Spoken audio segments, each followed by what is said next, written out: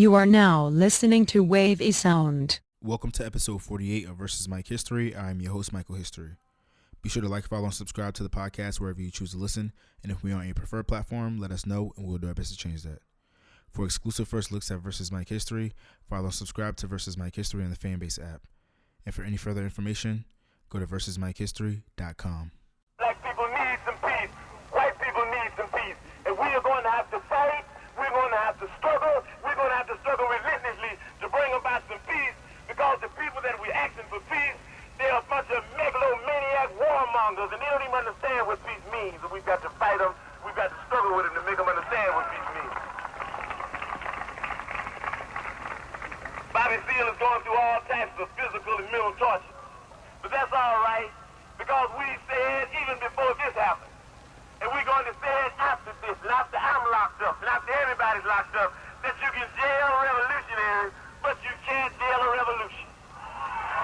Right. You might run a liberator like Aaron Cleave out the country, but you can't run liberation out the country. You might murder a freedom fighter like Bobby Hutton, but you can't murder freedom fighting, and if you do, you come up with answers that don't answer, explanations that don't explain. You come up with conclusions that don't conclude. And you come up with people that you thought should be acting like pigs, that's acting like people and moving on pigs. And that's what we've got to do.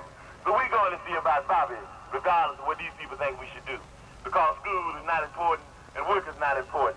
Nothing's more important than stopping fascism, because fascism will stop us all. We're going to see about Bobby, because Bobby came and saw about us.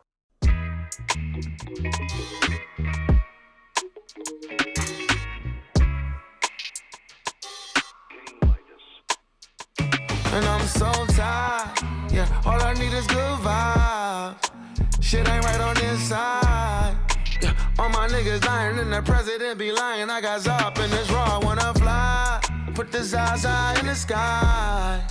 Shit ain't right on this side, yeah, all my niggas dying and the president be lying. I got Zop in this raw, I wanna fly. Losing my cool, I'm losing my patience. You using your stimulus just to lose it in Vegas. I see a lot of APs, I see a lot of Rolexes. I'ma buy them off of these niggas right after the demic. I can show you what style, I can show you what rapping. After all this shit that happened, no, we gotta be brothers. Cal Williams said we good and we better than that. But we get shot and nothing happens, how we set up for that. You see my culture expensive, that's why they pay. Yo, what's good, family? We back again for number 48 of Versus Mike History. Recording this at night. Got a little shit in my throat. I apologize for that. But we here regardless. And we don't have much to get into this week, to be perfectly honest. But I do want to touch on some things, and I kind of want to give you guys my opinion on certain other things. So we're going to go ahead and get into it. So, yeah, welcome and enjoy. All right, so we're going to lead with love, as always. I want to go ahead and give a shout out to everybody that's still unemployed right now and still struggling due to COVID. Shout out to you for like holding it down and getting through all these rough months. I also want to give a shout out to everybody who is like working in person and has to like come in contact with people regularly for work. It doesn't go unnoticed that you guys are doing the work of the people in terms of keeping society moving during a time that would be otherwise, at a standstill. And we've seen it. We've seen society be at a standstill. So shout out to you guys. And we're going to go ahead and get into our Black Spotlight of the week. Now, our Black Spotlight of the week goes to a young woman named Nia Dennis. And I'm going to read something that I'm getting from the Griot, and it reads off as so. A black gymnast has gone viral for her amazing recent floor routine that honors black culture creators. Nia Dennis started with Kendrick Lamar's DNA, which went into a mix of records by Beyonce, Missy Elliott, Soulja Boy, Megan Thee Stallion, then rapped with California Love by Tupac Shakur. The song mix was completely appropriate for her college, UCLA, and Dennis told the Los Angeles News Daily that the routine reflects everything that I am today as a black woman. And of course, I had to incorporate a lot of parts of my culture. I just wanted to have a dance party because that's my personality. And of course, I had to shout out LA because we out here, UCLA. So, actually, I'm going to read this last part as well. The routine was part of the team's winning performance Saturday at the Pac-12's women's gymnastics meet, pitting UCLA against Arizona State. The Bruins gymnastics team tweeted out Dennis's on-the-floor wizardry early Sunday, and it quickly went viral. The clip had over 40 million views in less than 24 hours. So shout out to this young black gymnast named Nia Dennis for showing out at her gymnastics meet. You know, we all need a little dose of black excellence here and there. So it's very exciting to see people put on for the culture in a meaningful way. So shout out to you, young lady, and we're going to keep it moving. Alrighty, let's get into what we have to get into for the day. I want to first start by saying rest in peace, Hank Aaron. Hank Aaron was a legendary baseball player from the MLB. He just recently passed. Yeah, you know, it kind of sucks that we're losing a lot of our legendary figureheads from our culture. But, you know, he lived a long life, and I believe that he died from COVID-19 complications, if I'm not mistaken. Even though he was recently given a vaccine, which is very unfortunate. And just goes to show how, you know, unstable everything is right now in terms of like getting people sick, taking the vaccine, wearing masks, getting other people, you know what I mean? Like, it's just everything's so up in the air still. And we're closing in on almost a year later from when we first started hearing about this thing. And, you know, it sucks. But rest in peace to Hank Aaron. You will be missed. You will be loved. You will be missed, and you are loved. And we're going to go ahead and move on to the inauguration. So the inauguration took place last week on the 20th. And, you know, it was a big moment for a lot of the country because we spent the last 4 years under duress, and we've been, you know, subjugated to the likes of Donald Trump. And that's all come to an end now. You know, there are times over this 4-year period where I wasn't sure if he would get elected. I wasn't sure what the state of the nation would be at this moment when he would no longer be in office. There are a lot of points of frustration. There were a lot of funny moments, admittedly. And now I think that we have to shift gears and hold these politicians responsible for the things that they said that they would do once they got into office. It's really important that now that the country is sort of shifting in a different direction than it was before, that we stay true to the things that we said that we were going to stay true to during election season. One of the most frustrating things for me, I know, speaking personally, is, you know, when politicians straight up lie during election season. It's not cool. It's not fair. And, you know, it genuinely makes me disinterested in following politics. Because, you know, if you got somebody that's willing to just lie to you in your face, then why not take the Republican approach and just accumulate as much money as possible and, you know, buy your favorite politician or buy your favorite bill or lawmaker or whatever. So I know that there's this divide in the black community between politics and enterprise and which one should be given more focus to uplift our community. But I think that both play an equal role in our society, in our culture. And I think that we need to really solidify our voices in many ways, in many diverse ways. Yeah, I just wanted to get that off my chest really quickly before really getting into the inauguration. Honestly, I didn't really watch most of it. I'm not gonna lie, because it just, for me, it was a historic moment, and I'm not gonna say that I didn't catch any moments, because that's not true. But I didn't watch it all the way through. I kind of watched it along with social media.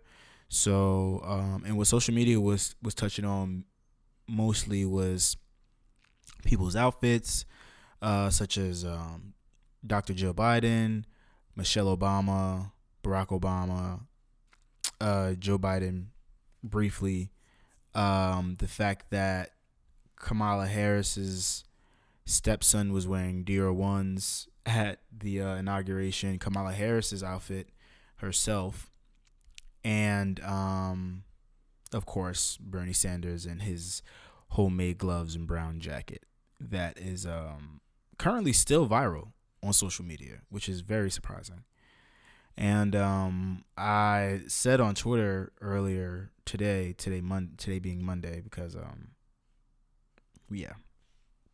I said earlier today that for the amount of time that Bernie has spent being viral on social media, people should have just voted for him to be president. You know what I mean? If he's such a likable person, or a likable figure for us to be standing amongst in these times. But that's all besides the point.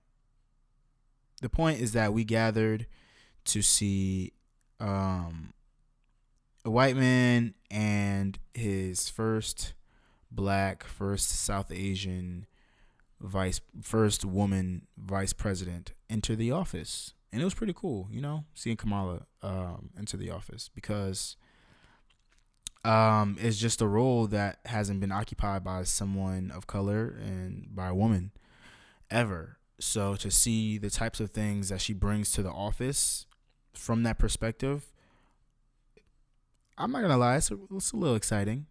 I'm not gonna sit here and talk down on her about her track record as senator in California or anything like that, because those things, you can research them on your own. But you guys know that I use this platform as a platform of positivity. And the energy from the inauguration was overall positive.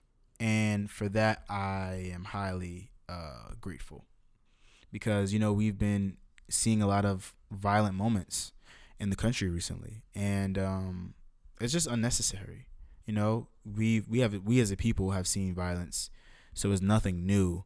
But, the fact that we have to deal with all of this during an election year, during a pandemic, during this, during that, it just sucks.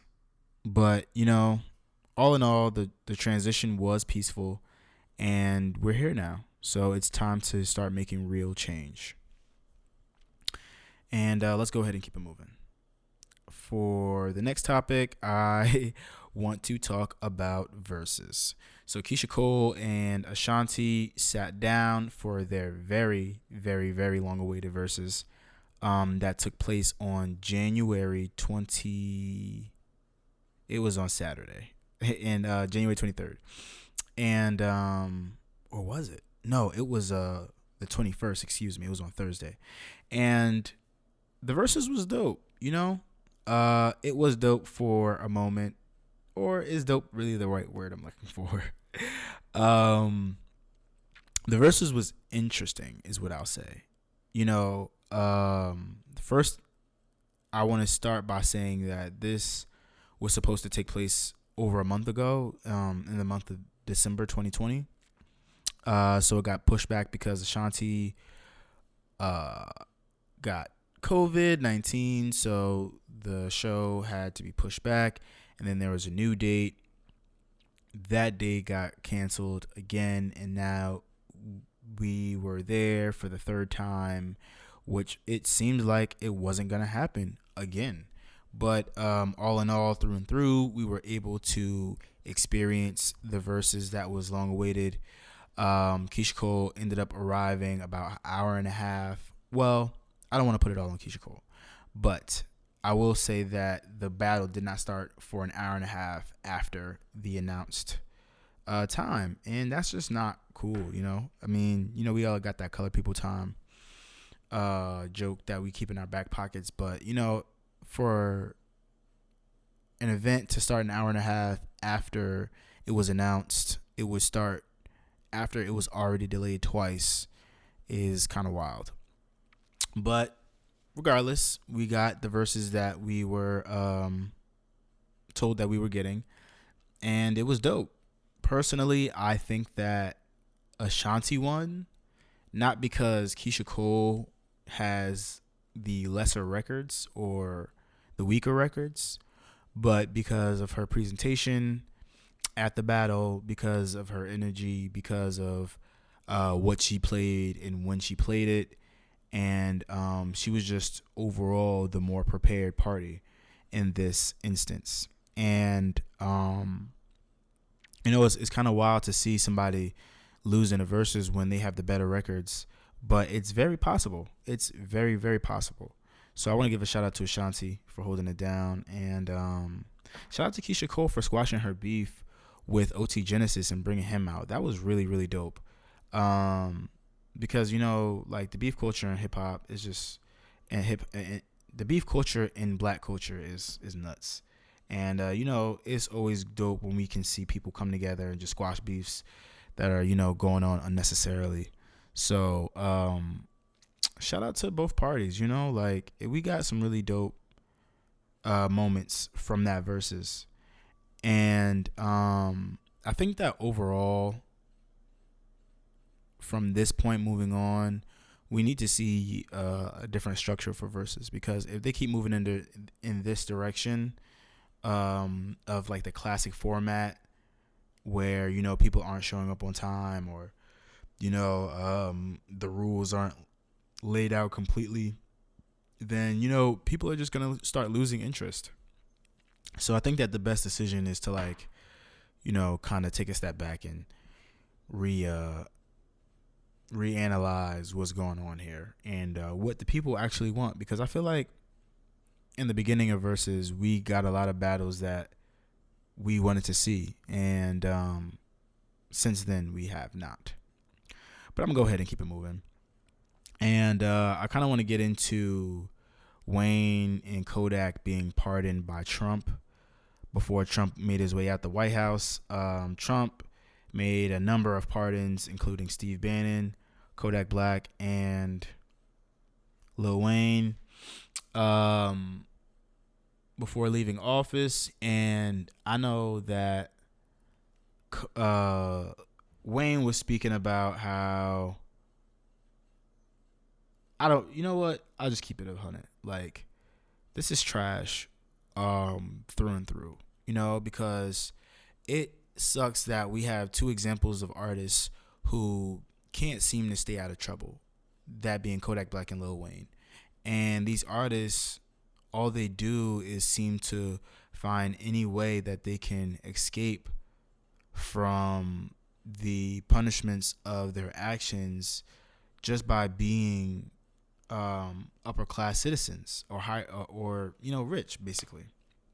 And it's really fucked up to me, because it sets a really horrible example for their fans and for people of our culture who think that, like, once you get to a certain level or a certain status, then the law simply does not apply to you. And speaking for all black people, that's just not the case. It doesn't matter how much money you have in this country. Like, white people will still look at you in a way, in a manner as that, exemplifies white supremacy, and that, will put you down as a person. So Kodak and Wayne being pardoned by Trump and giving him the support that he wanted in the time that he asked for it, simply for this in return, is just not a good move. It's not a respectable or an honorable move. And for Wayne to even try to release music after being pardoned just says a lot about his mentality and his state in terms of where he is as an artist. Like, no one is waiting for you to release music, especially after being pardoned by Trump, because we already was looking at you weird when you endorsed him. But all in all, these gentlemen are going to do what they want to do, and they're grown men. So all in all, it is what it is. And last but not least, let's go ahead and get into some talk about Jay-Z and the cannabis industry. So Jay-Z and Roc Nation just launched the largest cannabis company in California, and I'm getting this from Black Prize, so bear with me. The parent company, a conglomerate of several companies headed by Sean Jay-Z Carter, made its debut on the NEO exchange, home to over 100 corporate and ETF listings, and consistently facilitates more than 13% of all Canadian trading volume. Today, to become the largest special purpose acquisition company, SPAC, in cannabis history. A vertically integrated cannabis company, the parent company is a consolidation of the California cannabis market formed by Jay-Z, Roc Nation, and top California cannabis operators, CMG Partners Incorporated and Left Coast Ventures Incorporated. Jay-Z will be playing an active role in the company's operations as the parent company's chief visionary officer.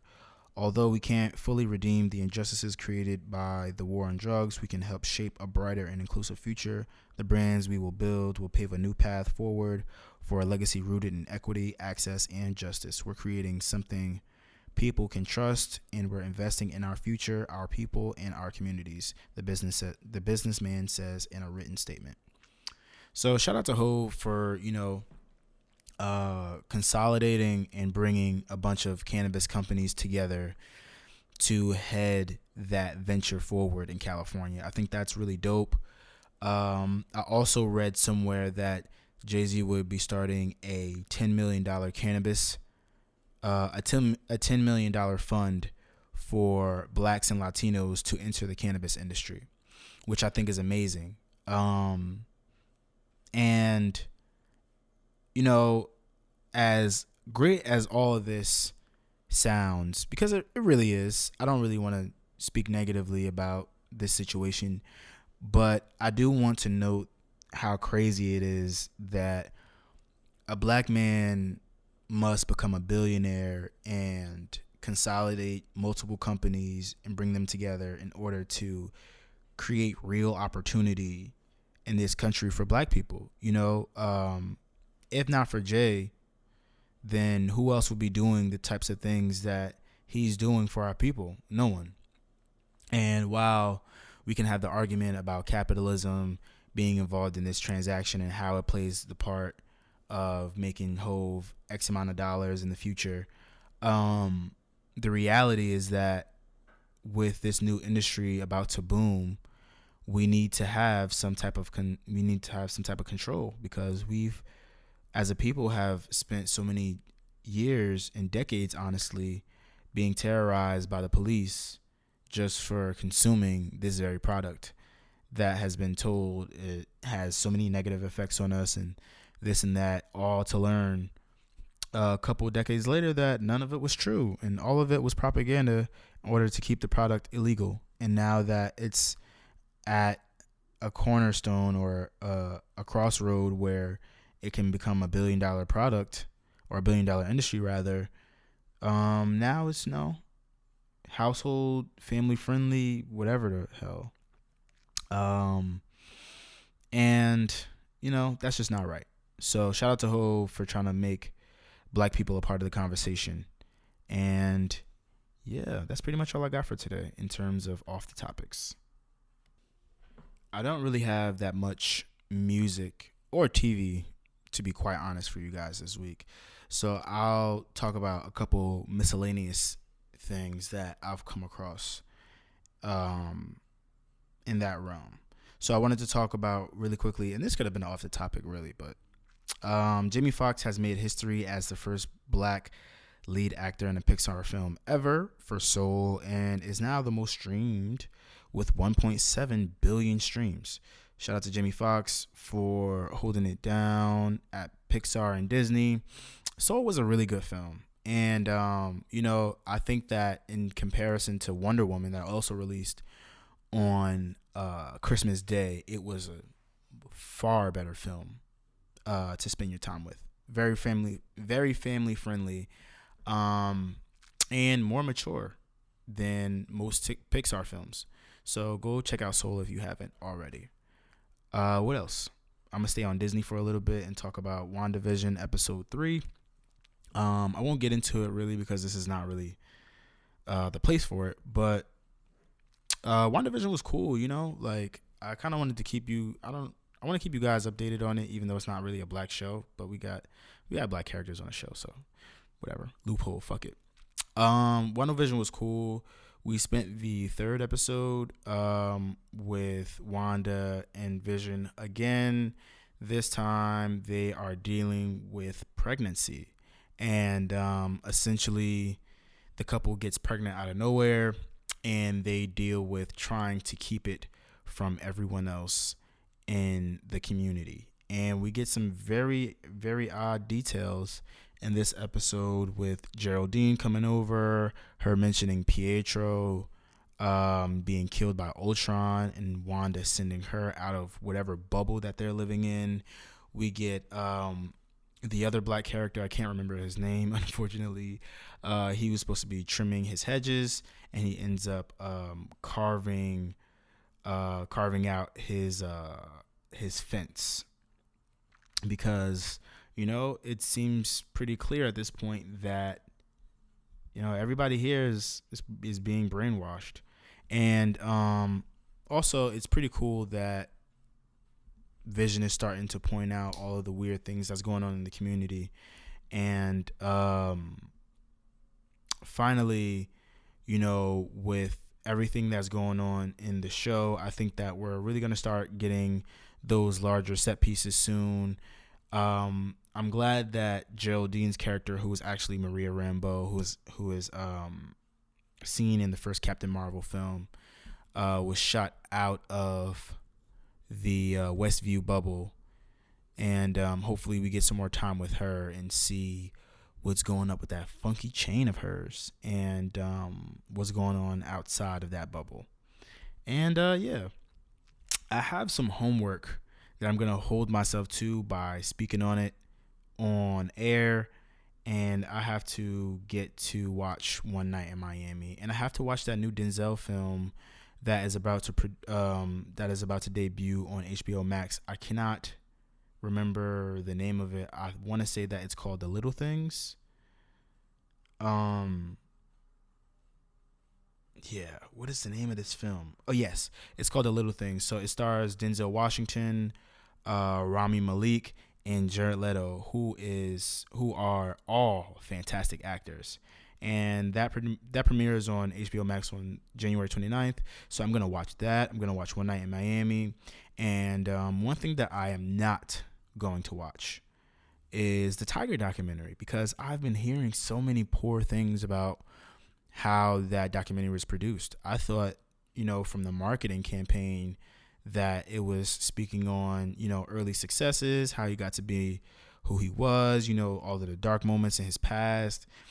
And what I've been told, based off of the reviews of what people have seen so far, is that this is essentially just a smear campaign, and they hired his ops to talk shit about him. That's what people said in but so many words.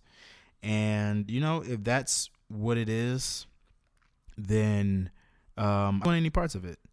But to be perfectly honest, I'm gonna check it out for myself, and if it's not that, then I may double around and talk about it.